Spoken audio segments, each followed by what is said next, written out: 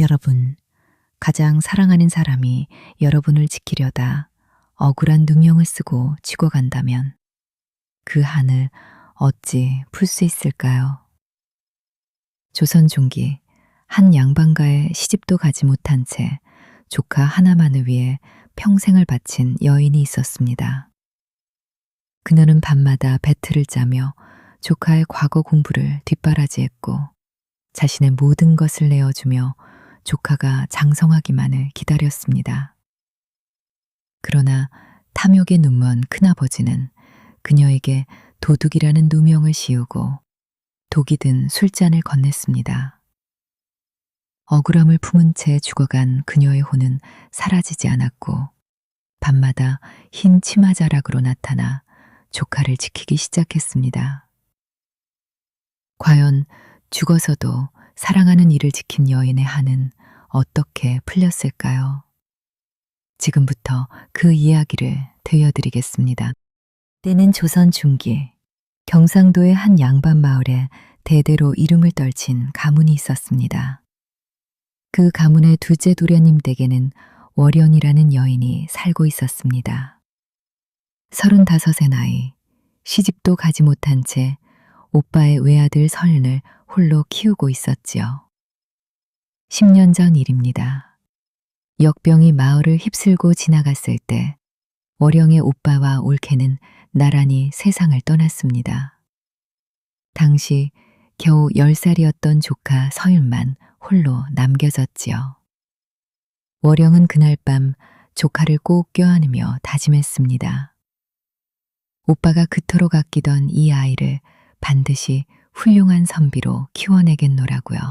서윤아, 울지 마라. 고모가 있지 않으냐. 내가 너를 키워 꼭 과거에 급제시키고 말 것이다. 월영은 그날부터 조카의 어머니이자 아버지가 되었습니다. 본래 오빠가 물려준 재산이 제법 있었으나 집안을 꾸리고 서윤의 공부를 시키기에는 빠듯했습니다. 하지만 월영은 한 번도 원망하지 않았습니다. 밤마다 배틀을 짜서 무명을 팔고 그 돈으로 서윤의 책을 사고 스승을 모셨지요. 고모, 너무 무리하시지 마세요. 고모 손이 왜 이렇게 거칠어지셨어요? 괜찮다, 상윤아. 네가 글을 읽는 소리를 들으면 고모는 아무것도 힘들지 않단다. 월영의 손은 날로 거칠어져 갔습니다. 한때 고운 비단을 수놓던 그 손은 이제 굳은 살이 박히고 튼 살이 생겼지요. 흰 머리카락도 하나 둘 늘어만 갔습니다. 25에 혼처를 정해 놓았으나 오빠가 죽은 후 혼사를 미루고 그렇게 시집갈 나이를 훌쩍 넘겨버렸습니다. 큰아버지 댁에서는 그런 월영을 못마땅하게 여겼습니다.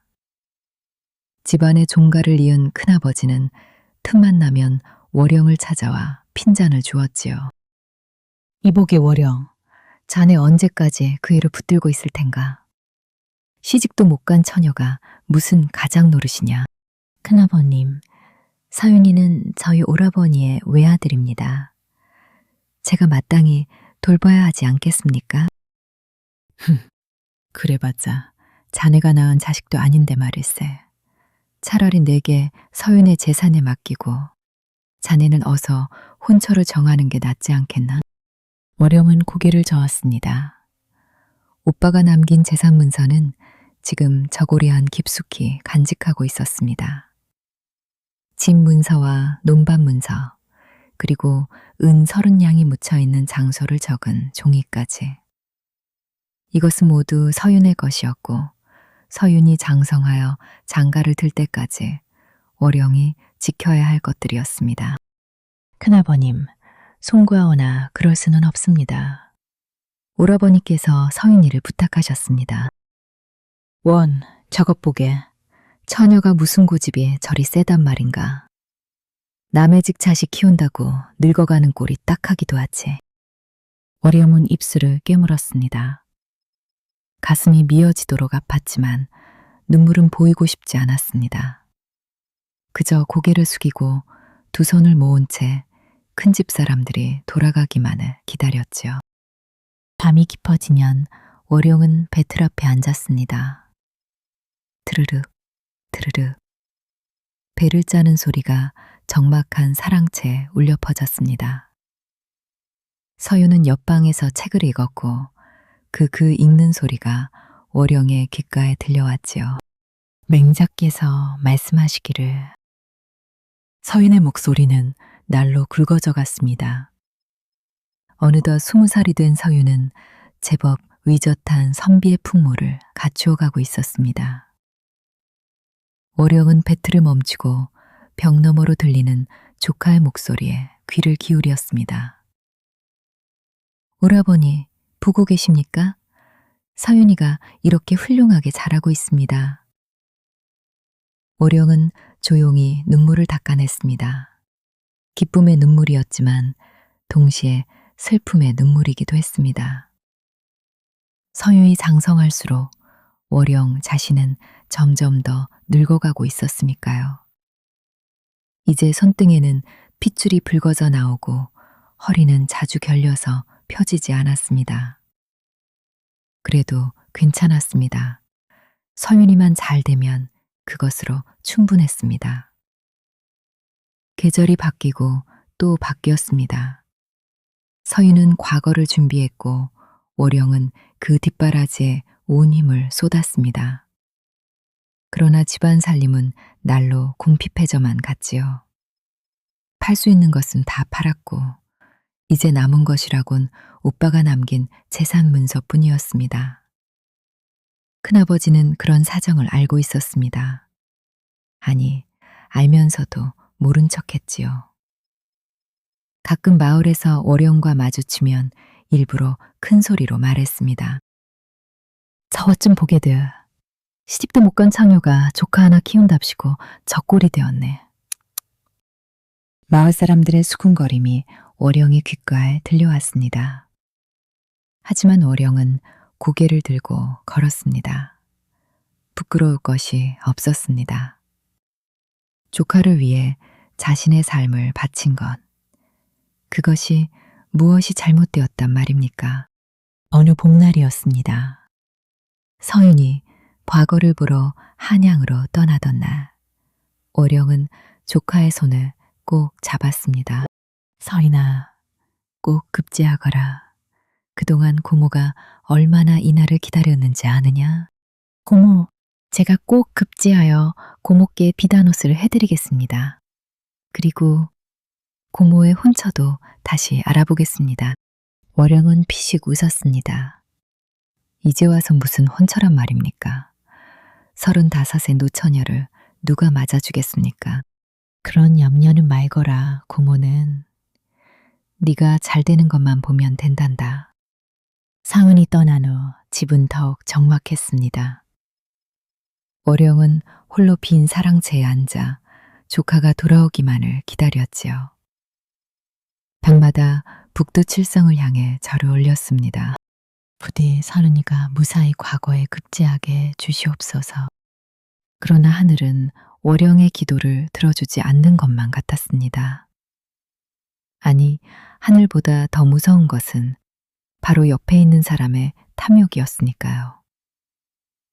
큰아버지 댁에서는 서윤이 한양에 간 사이 본격적으로 움직이기 시작했습니다.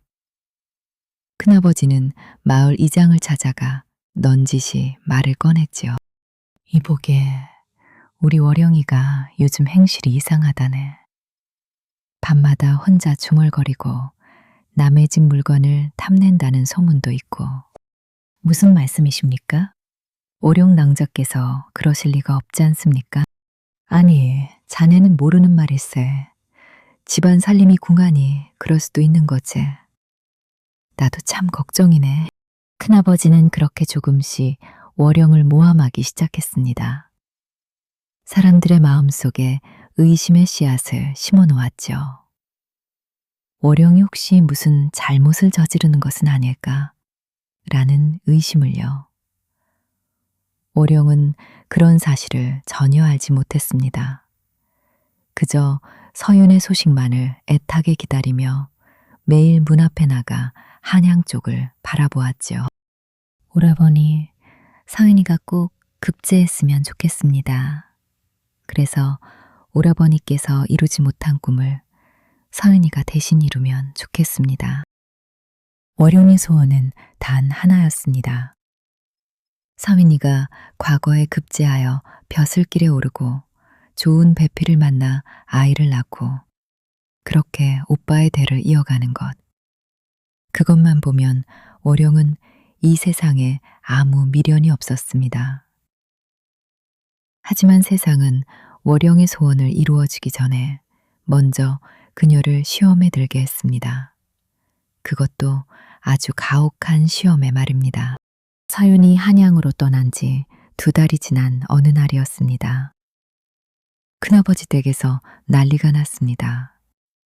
큰어머니가 아끼던 은비녀가 사라진 것이죠. 이게 대체 어찌된 일이냐? 내 비녀가 어디로 갔단 말이냐?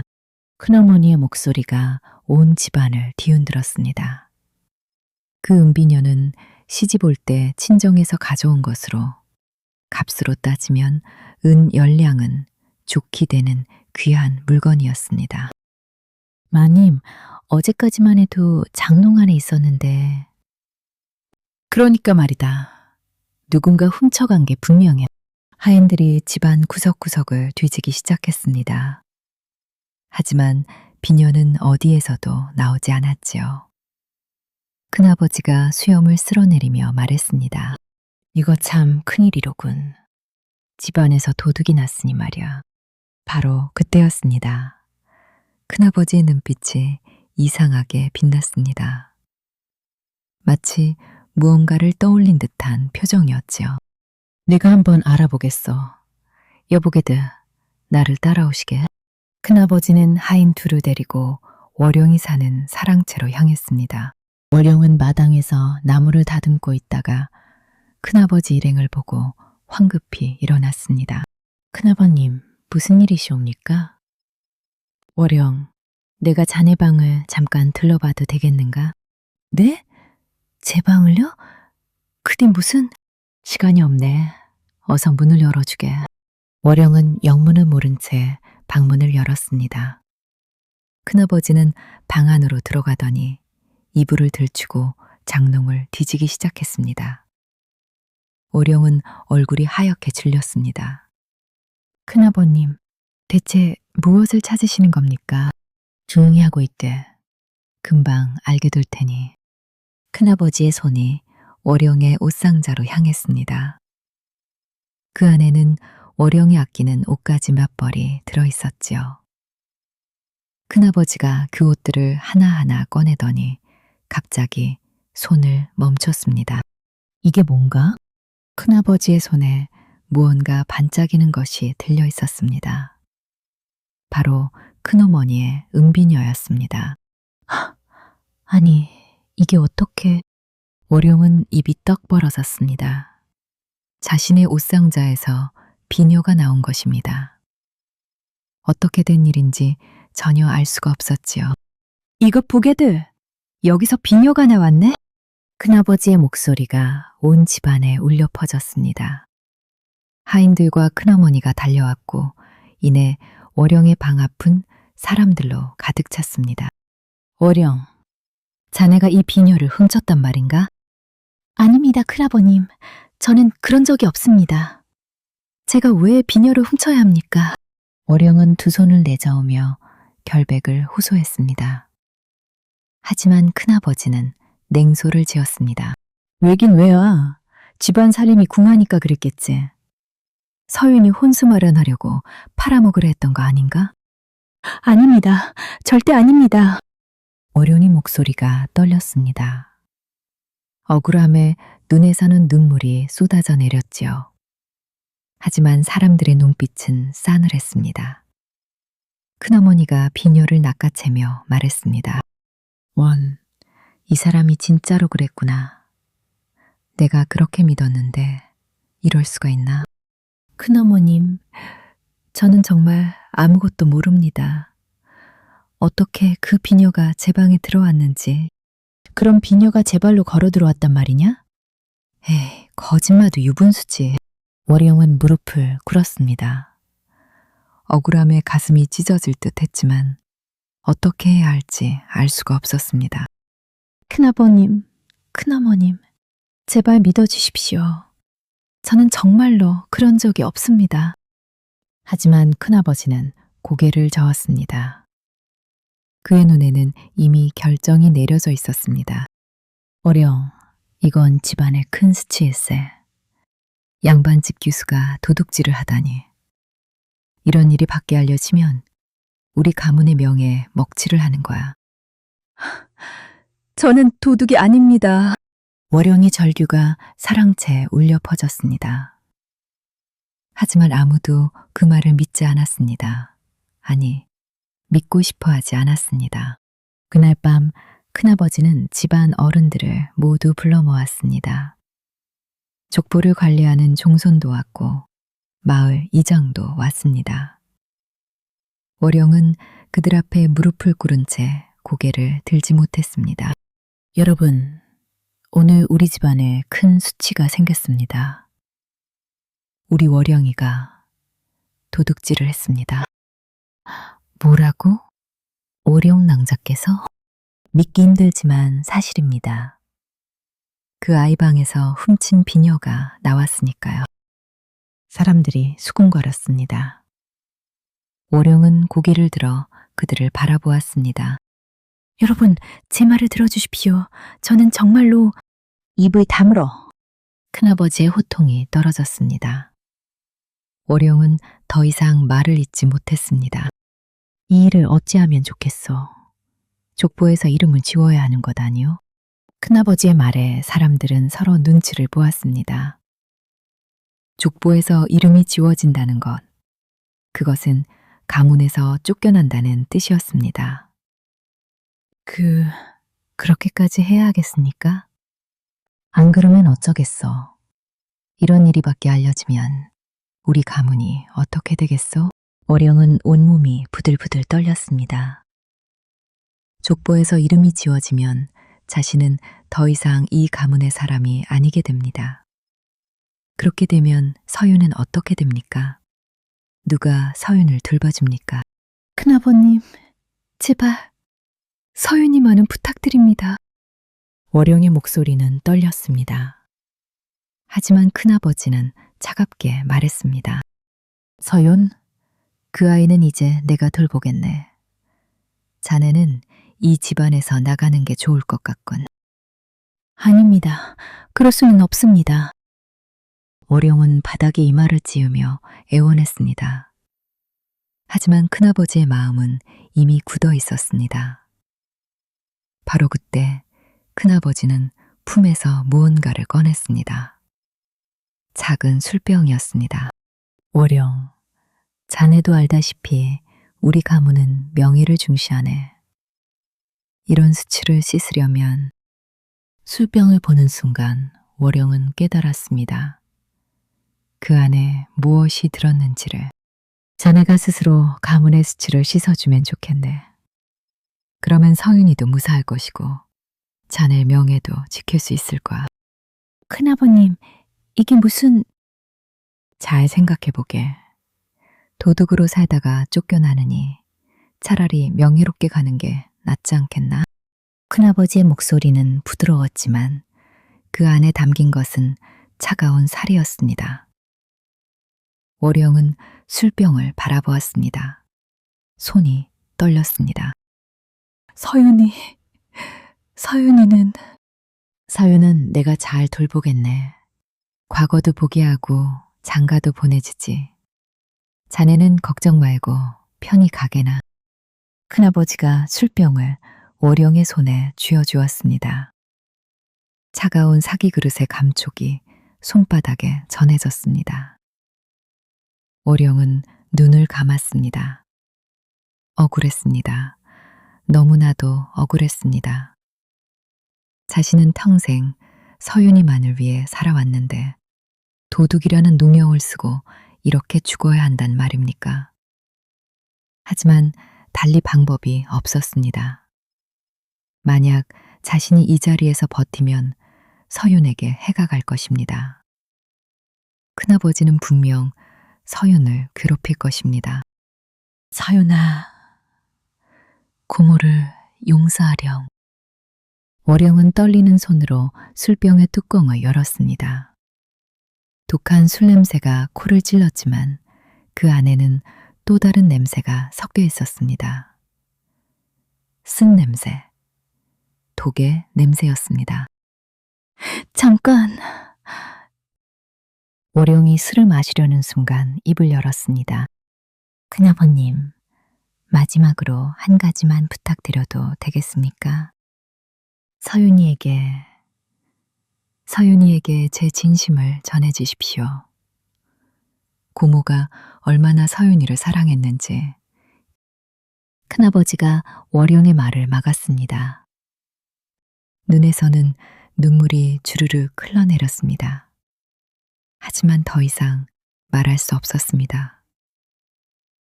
서윤아, 미안하구나. 고모가 끝까지 너를 지켜주지 못해서. 월영은 술잔을 입에 댔습니다. 스디쓴 액체가 목구멍을 타고 넘어갔습니다.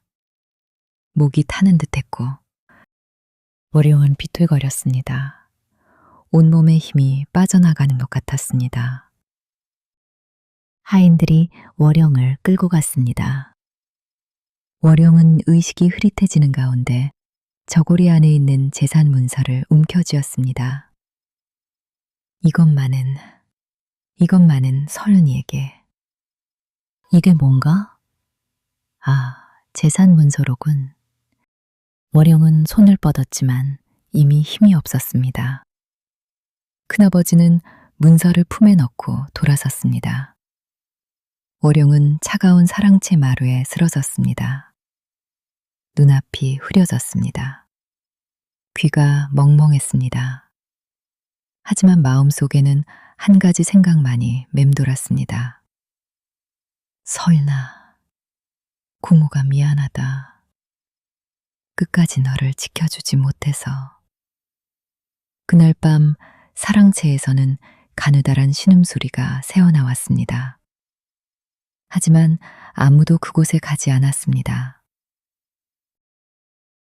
다음 날 아침, 월영은 차가운 시신이 되어 있었습니다. 눈은 감기지 않은 채 무언가를 응시하고 있었습니다. 그 눈빛에는 깊은 억울함과 원한이 서려 있었지요. 큰아버지는 서둘러 장례를 치렀습니다. 마을 사람들에게는 월영이 병으로 급작스럽게 세상을 떠났다고 알렸습니다. 그리고 월영의 시신은 뒷산 구석진 곳에 서둘러 묻혔습니다. 제대로 된 묘도 만들지 않은 채 그저 흙만 덮어놓았을 뿐이었습니다. 무덤가에는 아무도 없었습니다. 조카 서윤은 아직 한양에 있었고 큰아버지 댁 사람들은 아무도 오지 않았습니다. 월영은 그렇게 홀로 차가운 땅 속으로 들어갔습니다. 월영이 죽은 지 사흘째 되던 날, 서윤이 한양에서 돌아왔습니다. 과거 시험을 마치고 기쁜 마음으로 돌아온 길이었죠. 고모, 제가 왔습니다. 서윤은 대문을 열며 고모를 불렀습니다. 하지만 아무 대답이 없었습니다. 사랑채는 텅 비어 있었고 배틀도 덩그러니 놓여 있을 뿐이었습니다. 이상하네. 고모께서 어디 가셨을까? 서윤이 집안을 둘러보던 중 큰아버지가 나타났습니다. 그의 얼굴에는 이상한 표정이 어려 있었지요. 서윤, 돌아왔구나. 큰아버님, 안녕하십니까? 그런데 고모께서 어디 가셨습니까? 큰아버지는 잠시 침묵했습니다. 그리고는 무거운 목소리로 서윤아, 네 고모는 세상을 떠나셨다. 네? 무슨 말씀이십니까? 서윤은 귀를 의심했습니다. 고모가 세상을 떠났다니 그게 무슨 말입니까? 병이 갑자기 악화되어서 네가 없는 사이에 돌아가셨단다. 그럴 리가 없습니다. 제가 떠날 때만 해도 고모께서는 멀쩡하셨는데. 서윤의 목소리가 떨렸습니다. 큰아버지는 한숨을 쉬었습니다. 원래 병이란 게 그런 것이다. 갑자기 오는 법이지. 이미 장례도 치렀다. 뒷산에 묻혀 계시니 가서 인사를 드리거라. 서윤은 비틀거리며 뒷산으로 달려갔습니다. 숨이 차올랐지만 멈출 수 없었습니다. 고모! 고모! 서윤은 무덤 앞에 무릎을 꿇었습니다. 눈물이 쏟아져 내렸습니다. 고모, 제가 왔습니다. 고모, 대답해 주세요. 하지만 무덤은 침묵했습니다. 차가운 흙만이 서윤을 맞이할 뿐이었습니다. 서윤은 그날 밤 사랑채로 돌아왔습니다.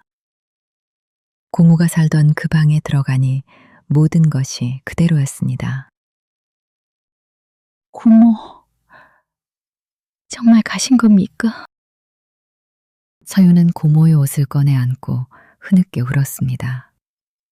옷에서는 아직도 고모의 채취가 남아 있었습니다. 바로 그때였습니다.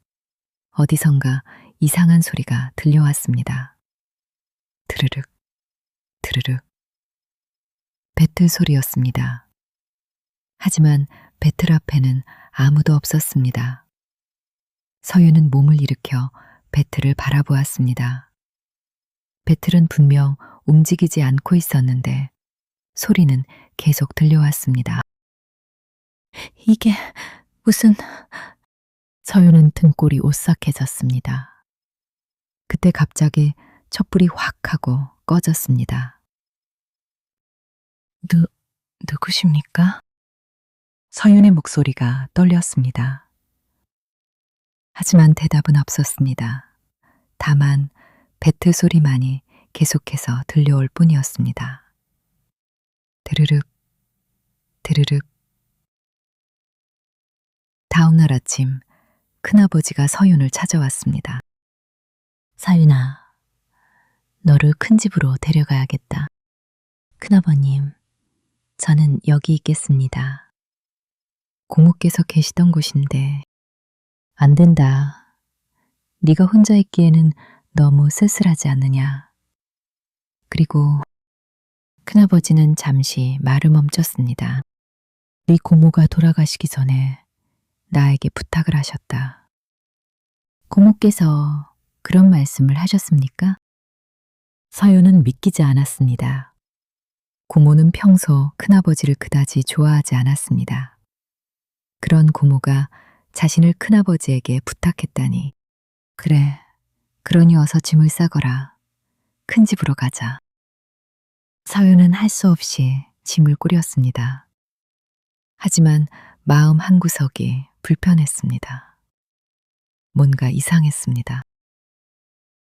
큰 집으로 옮긴 서윤은 작은 골방을 배정받았습니다. 창문도 제대로 없는 음습한 방이었지요. 큰아버지의 아들은 서윤을 보며 비웃어 아버님, 왜 저런 녀석을 우리 집에 들였습니까? 조음해라, 다 계획이 있다. 큰아버지의 속삭임이 복도에 울려 퍼졌습니다. 서윤은 방 안에서 그 소리를 듣고 불안한 마음이 더욱 커졌습니다. 그날 밤이었습니다.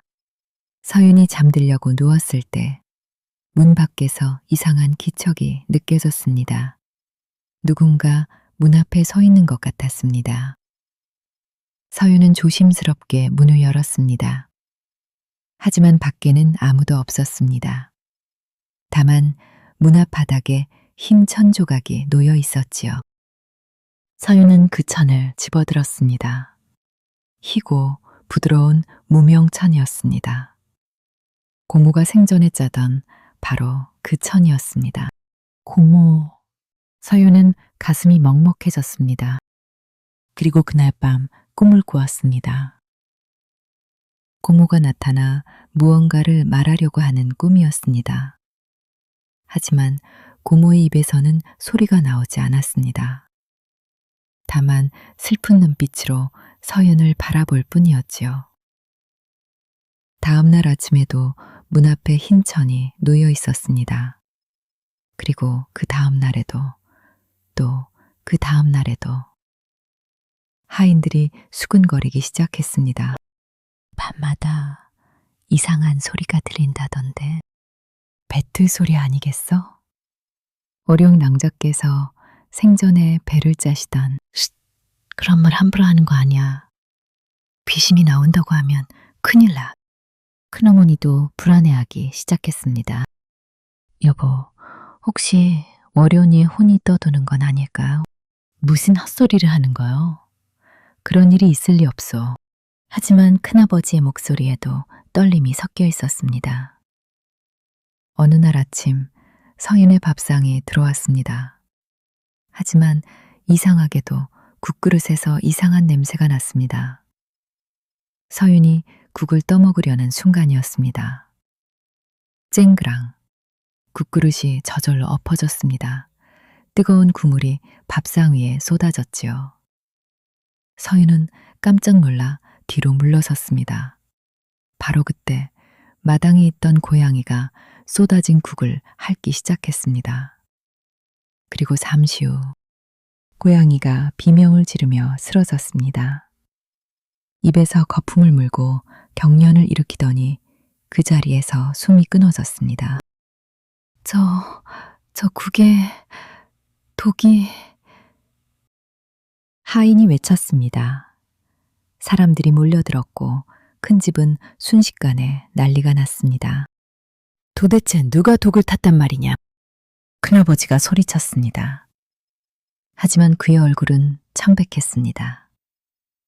서윤은 온몸이 떨렸습니다.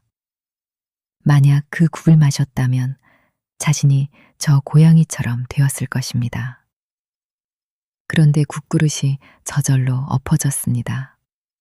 마치 누군가 자신을 구한 것처럼. 고모께서 저를 구해주신 겁니까? 서윤은 하늘을 올려다 보았습니다. 하늘은 맑았지만 어디선가 고모의 기운이 느껴지는 것 같았습니다. 그날 밤부터 마을에는 소문이 퍼지기 시작했습니다. 월영 낭정자의 혼이 서인 도련님을 지킨다더라. 그러게 말이야. 독든 국이 저절로 엎어졌다잖아. 큰 집에선 무슨 짓을 한 거 아니겠어? 사람들의 수군거림이 커져갔습니다. 큰아버지는 점점 더 초조해졌고 서윤을 더욱 감시하기 시작했습니다. 서윤의 방문은 바깥에서 자물쇠로 잠겼고 식사도 하루에 한 끼만 주어졌습니다. 서윤은 점점 쇠약해져 갔지요. 하지만 밤마다 문 앞에는 여전히 흰 천이 놓여 있었습니다. 그리고 배틀 소리도 계속 들려왔습니다. 드르륵, 드르륵. 고모의 혼이 여전히 자신을 지켜주고 있다는 것을 서윤은 알 수 있었습니다. 그날도 서윤은 좁은 골방에 갇혀 있었습니다. 창문 틈으로 들어오는 희미한 빛만이 유일한 위안이었지요. 배가 고팠습니다. 아침부터 아무것도 먹지 못했습니다. 서윤아, 도장만 찍으면 밥을 주마. 큰아버지의 목소리가 문 밖에서 들려왔습니다. 하지만 서윤은 대답하지 않았습니다. 고모의 재산을 넘겨줄 수는 없었습니다. 바로 그때였습니다. 문틈 아래로 무언가가 스르륵 들어왔습니다. 흰 천 조각이었습니다. 서윤이 그것을 집어들자 천에서 은은한 빛이 새어나왔습니다. 이게 뭐지? 천을 펼치자 거기에는 글씨가 적혀 있었습니다. 고모의 필체였습니다. 서윤아, 고모를 믿거라. 큰아버지를 조심해라. 서유는 가슴이 철렁했습니다.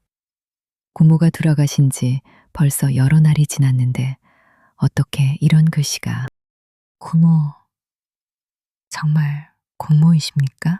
서윤이 천을 꼭 쥐고 속삭이자 방 안의 온도가 차가워졌습니다. 촛불이 흔들리더니 벽에 희미한 그림자가 어른거렸습니다. 여인의 형상이었습니다. 서유는 숨을 죽였습니다. 무섭지 않았습니다. 오히려 반가웠습니다. 그 그림자에서 고모의 따뜻한 기운이 느껴졌으니까요. 고모, 제가 뭘 해야 합니까? 그림자가 움직였습니다. 창문 쪽을 가리켰습니다. 서유는 창문으로 다가갔습니다. 작은 창문 밖으로 뒷산이 보였습니다. 고모의 무덤이 있는 바로 그곳이었지요.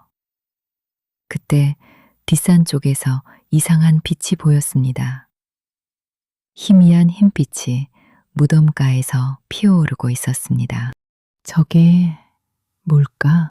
서윤이 중얼거리는 순간 문 밖에서 소란이 들렸습니다. 큰나으리, 큰일 났습니다. 하인의 다급한 목소리였습니다. 서윤은 귀를 기울였습니다. 뭐가 큰일이냐? 그게 뒷산에서 이상한 일이. 똑바로 말해. 월영 낭정자의 무덤에서 빛이 나옵니다. 그리고 주변에 하얀 꽃들이 갑자기. 큰아버지의 욕설이 터져나왔습니다. 헛소리마. 그런 일이 있을 리 없다. 정말입니다. 마을 사람들이 다 보고 있습니다. 발소리가 멀어졌습니다. 큰아버지가 하인들을 데리고 뒷산으로 향한 것이었습니다. 서유는 다시 창문 밖을 바라보았습니다. 뒷산의 빛은 더욱 선명해지고 있었습니다. 그리고 그 빛 속에서 고모의 형상이 어렴풋이 보이는 듯 했습니다. 한편 약초를 캐러 뒷산에 올랐던 다연은 이상한 광경을 목격하고 있었습니다. 월영의 무덤가에 하얀 들국화가 한 무더기 피어 있었는데 이상하게도 모두 한쪽 방향만을 향하고 있었습니다. 이게 무슨 일이지? 다연은 들국화가 가리키는 방향을 따라갔습니다. 덤불을 헤치고 가다 보니 낡은 우물터가 나타났습니다. 오래전에 말라버린 우물이었죠. 다연이 우물을 들여다보는 순간이었습니다. 으악! 우물 속 물에서 흰 치마를 입은 여인의 형상이 어른거렸습니다. 다연은 뒤로 물러섰습니다. 가슴이 쿵쾅거렸습니다. 누구세요? 대답은 없었습니다. 하지만 여인의 형상이 무언가를 가리켰습니다. 우물가의 돌틈이었습니다. 다연은 떨리는 손으로 그 돌틈을 살펴보았습니다. 그리고 그곳에서 무언가를 발견했습니다. 비단 조각이었습니다. 오래되어 빛이 바랬지만 글씨가 희미하게 남아있었지요. 이건 혈서. 비단에는 핏빛으로 쓴 글씨가 적혀 있었습니다. 글씨는 떨렸고 얼룩져 있었습니다. 마치 죽음을 앞둔 사람이 마지막 힘을 다해 쓴 것 같았습니다. 서윤아, 사랑채 대들보 안에 큰아버지가 모든 증거가. 글씨는 거기서 끝나 있었습니다. 아마도 월영이 독약을 마신 후 마지막 순간에 남긴 글이었을 것입니다. 월영 낭자께서 이런 것을. 다연의 눈에서 눈물이 흘러내렸습니다. 얼마나 억울했으면 죽어가면서도 이런 글을 남겼을까요? 바로 그때 뒤쪽에서 인기척이 들렸습니다. 큰아버지와 하인들이 다가오고 있었습니다. 저기 누군가 있다. 잡아라. 다연은 황급히 혈서를 품에 넣고 뛰기 시작했습니다.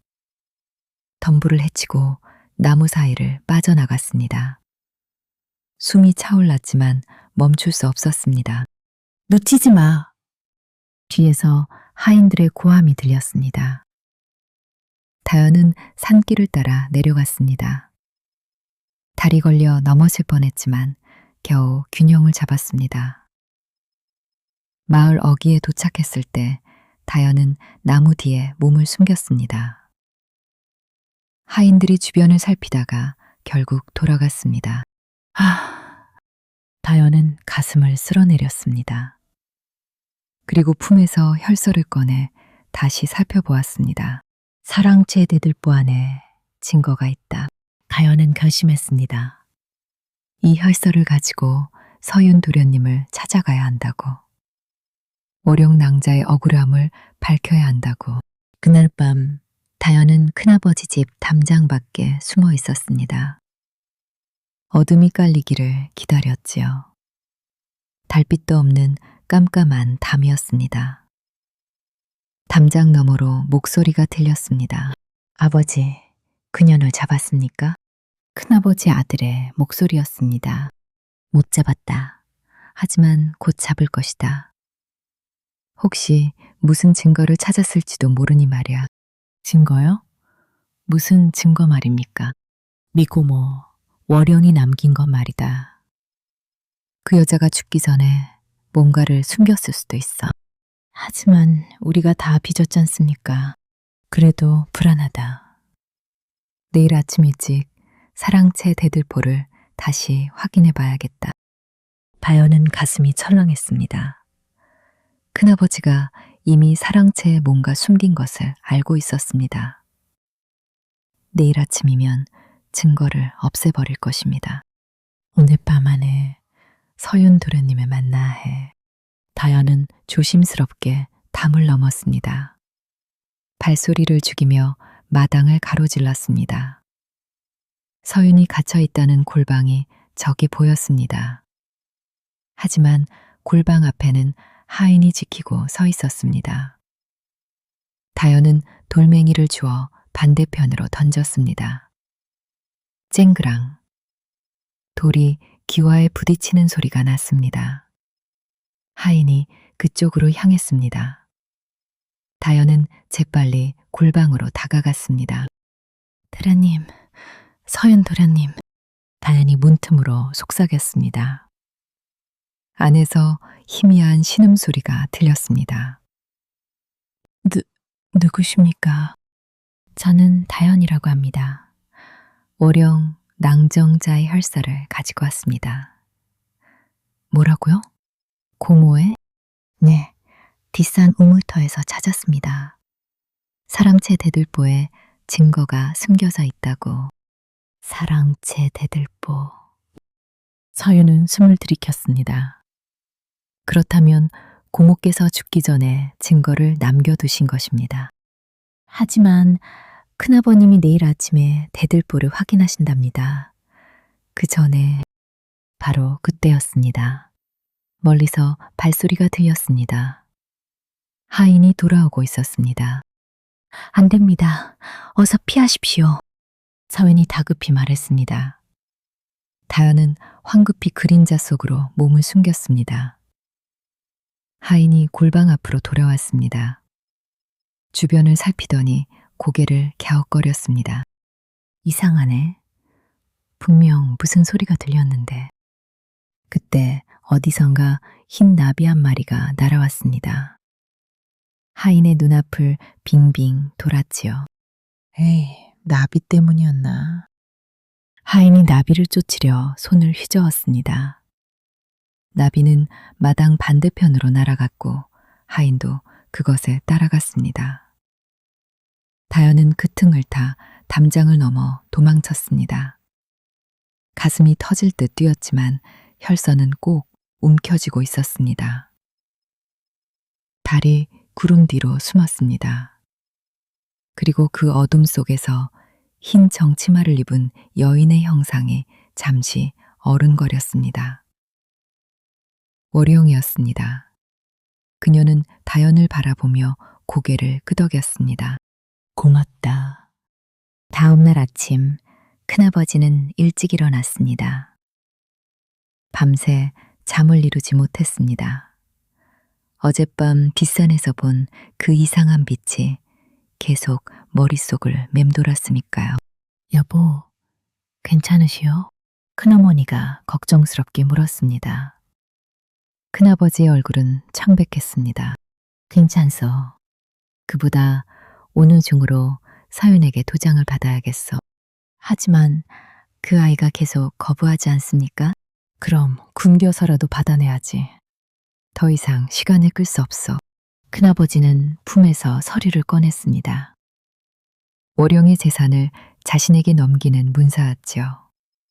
이미 위조된 도장이 찍혀 있었습니다. 이것만 있으면 저 집도 땅도 백냥도 모두 우리 것이요. 정말 100냥이나 됩니까? 큰어머니의 눈이 반짝였습니다. 백냥이면 몇 년은 넉넉히 살 수 있는 돈이었습니다. 그것뿐이겠소? 월영이가 평생 모은 은장도며 비녀며 그것들을 팔면 또 얼마나 되겠소? 허허, 그럼 우리 아들 혼사도 제대로 치를 수 있겠네요. 두 사람은 탐욕에 눈이 멀어 있었습니다. 서윤이 굶어 죽든 말든 그들에게는 아무 상관이 없었습니다. 큰아버지는 골방으로 향했습니다. 문을 열자 서윤이 벽에 기댄 채 축 늘어져 있었습니다. 며칠째 굶은 탓에 얼굴은 핏기가 없었고 입술은 바짝 말라 있었지요. 서윤아, 정신 차려라. 큰아버지가 서윤의 뺨을 찰싹 때렸습니다. 서윤이 가까스로 눈을 떴습니다. 큰아버님, 오늘이 마지막이다. 여기에 도장을 찍어라. 큰아버지가 문서를 내밀었습니다. 서윤은 희미한 눈으로 그것을 바라보았습니다. 이건 고모님의 재산. 그래, 네 고모 재산이지. 하지만 네가 아직 어리니 내가 관리해야 하지 않겠느냐? 저는 어리지 않습니다. 입 다물어. 어서 도장을 찍지 못하겠나? 큰아버지가 서윤의 손을 억지로 잡았습니다. 그리고 도장을 들이밀었습니다. 하지만 서윤은 손에 힘을 주어 버텼습니다. 안 됩니다. 이놈이. 큰아버지의 손이 서윤의 머리채를 움켜잡았습니다. 서윤은 고통에 신음했지만 도장을 놓지 않았습니다. 마지막으로 묻겠다. 도장을 찍을 것이냐 말 것이냐. 고모님께서 평생 모신 것을 드릴 수 없습니다. 좋아.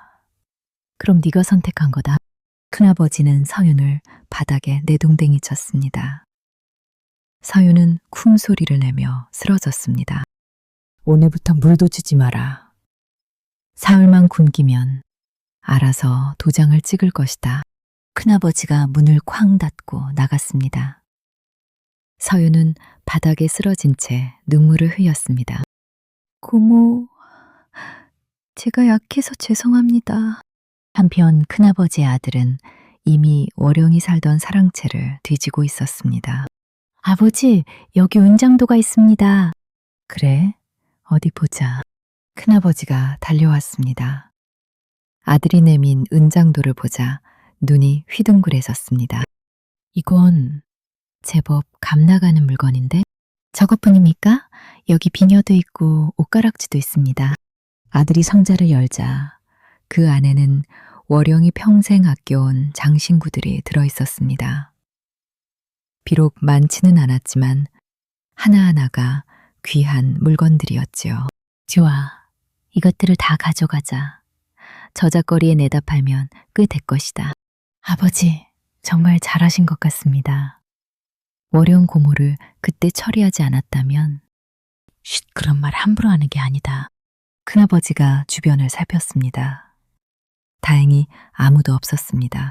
어쨌든 이제 이 집안의 모든 재산은 우리 것이다. 서윤이가 죽고 나면 더 이상 방해물도 없고 말이야. 죽는다니, 그게 무슨 말씀입니까? 너도 알지 않느냐. 저놈이 굶어 죽을 거라는 것을. 며칠만 더 있으면 저절로 두 사람은 흉악하게 웃었습니다. 그 웃음소리가 텅 빈 사랑채에 울려 퍼졌습니다. 그날 밤 큰아버지는 술상을 차려놓고 잔치를 벌였습니다. 여보, 무슨 좋은 일이라도 있어? 좋은 일이 아니라 대단한 일이지. 이제 우리 집안이 마을에서 제일 부자가 될 거요. 그럼 제가 그렇게 갖고 싶어 하던 비단 옷도 살 수 있겠네요? 당연하지. 10벌이고 20벌이고 사주겠어. 술잔이 오가고 웃음소리가 터졌습니다. 하지만 그 웃음 뒤에는 차가운 탐욕이 도사리고 있었습니다. 마을 사람들은 수군거렸습니다.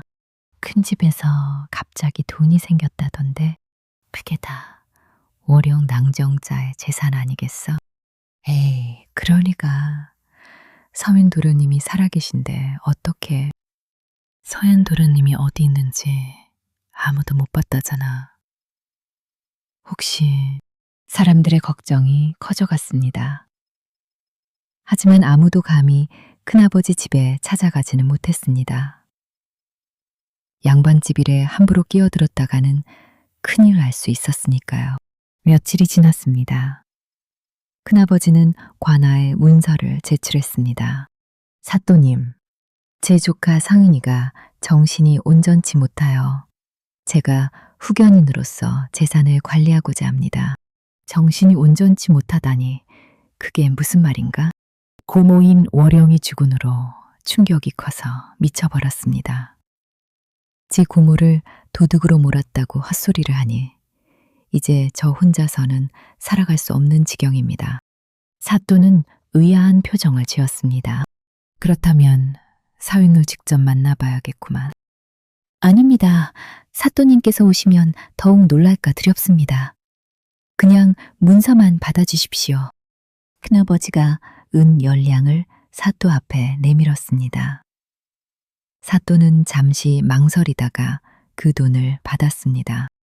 좋네. 그럼 이 문서에 도장을 찍어주지.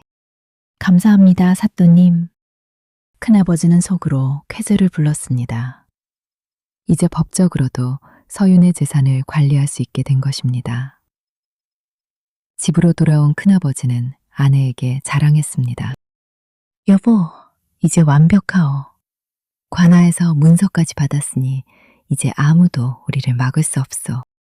정말입니까? 그럼 이제 서윤은 어찌할 겁니까?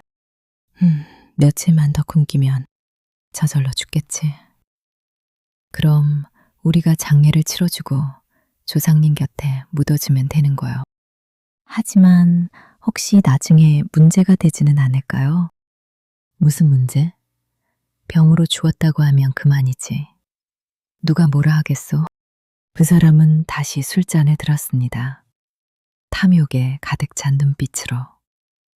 하지만 그들은 몰랐습니다. 담장 밖에서 다연히 모든 대화를 듣고 있다는 것을. 그리고 월영의 혼이 그들을 지켜보고 있다는 것을. 그날 밤 큰아버지는 또다시 사랑채로 향했습니다. 횃불을 들고 하인 둘을 데리고 갔지요. 대들보를 확인해야겠다. 대들보를요? 왜 그러십니까? 혹시 월영이가 뭔가를 숨겨놨을지도 몰라. 어제 그 약초꾼 계집애가 뭔가를 찾은 것 같더라고. 하인들이 사다리를 가져왔습니다.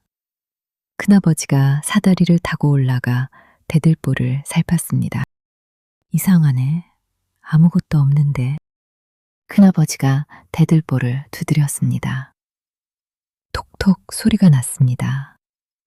속이 비어있는 소리였습니다. 여기다.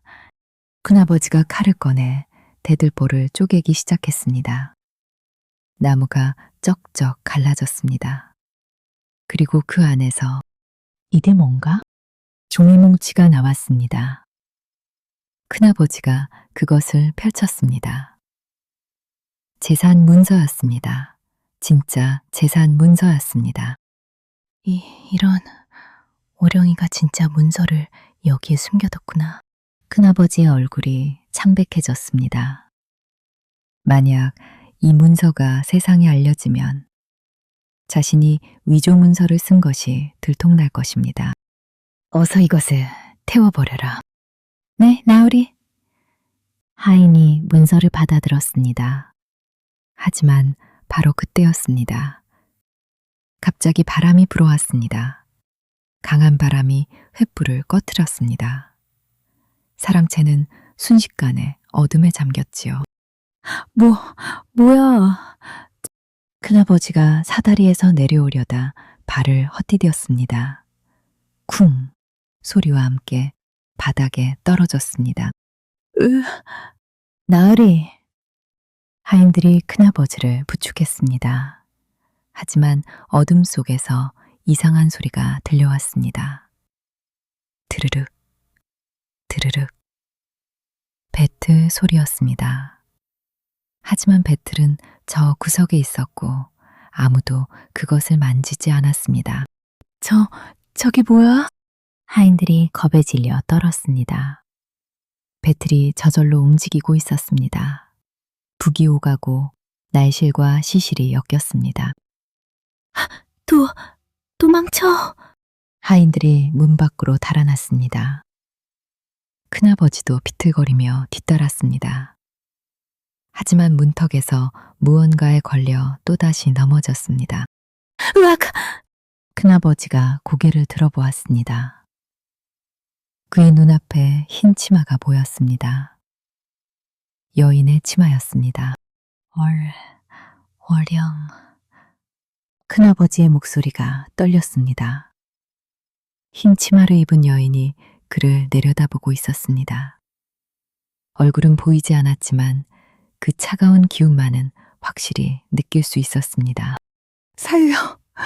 살려줘. 큰아버지가 기어서 도망쳤습니다. 이제 거의 의식을 잃을 지경이었습니다.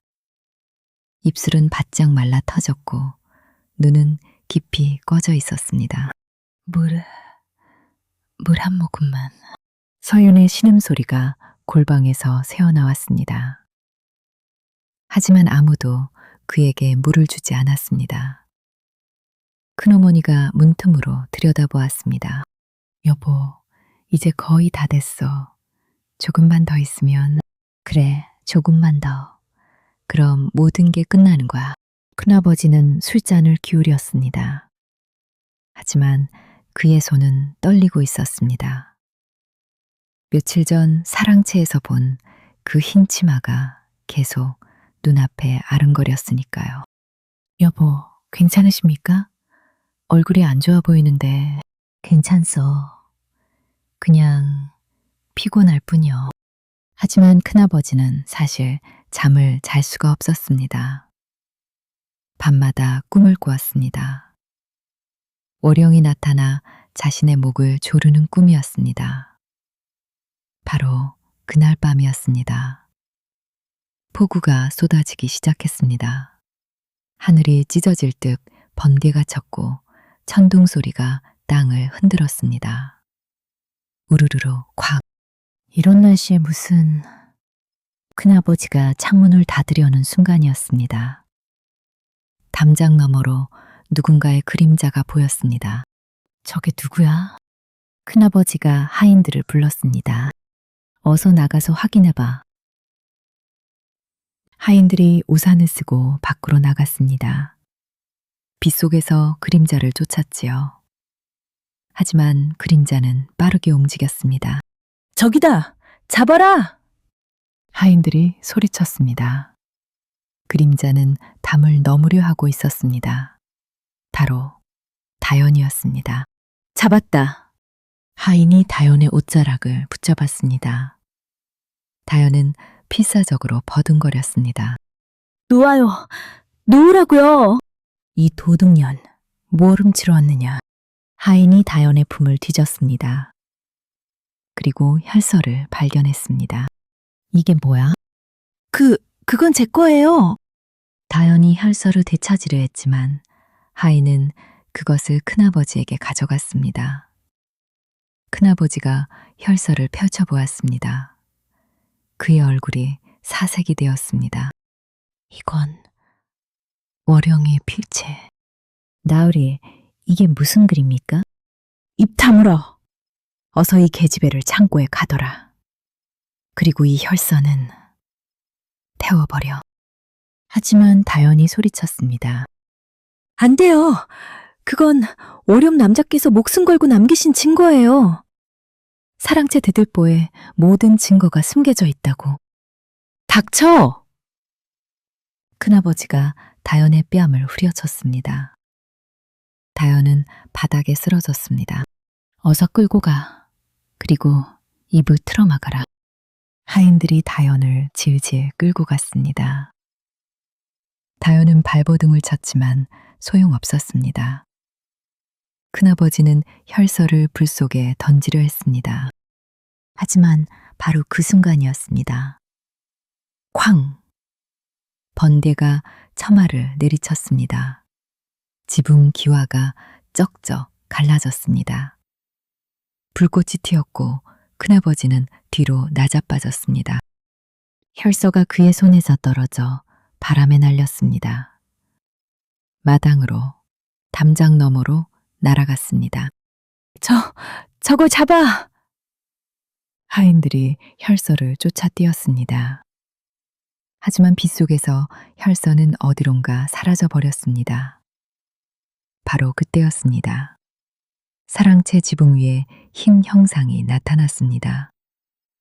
번갯빛에 비친 그 모습은 분명 여인이었습니다. 흰 치마를 입고 머리를 풀어헤친 여인. 저건... 하인들이 떨었습니다. 여인의 형상이 점점 선명해졌습니다. 바로 월영이었습니다. 월영이다. 월영의 귀신이다. 큰어머니가 비명을 질렀습니다. 마을 사람들이 소란을 듣고 몰려들기 시작했습니다. 무슨 일이냐? 귀신이 나타났다. 사람들이 사랑채를 바라보았습니다. 지붕 위의 흰 형상은 여전히 서 있었습니다. 바람에 치마자락이 펄럭였습니다. 월영의 호는 큰아버지를 내려다보았습니다. 그 눈빛에는 깊은 원한이 서려 있었습니다. 큰아버지는 그 눈빛을 피할 수 없었습니다. 온몸이 얼어붙는 것 같았습니다. 큰아버지가 무릎을 꿇었습니다. 하지만 월영의 호는 움직이지 않았습니다. 바로 그때 골방 쪽에서 신음소리가 들렸습니다. 제발 용서해줘.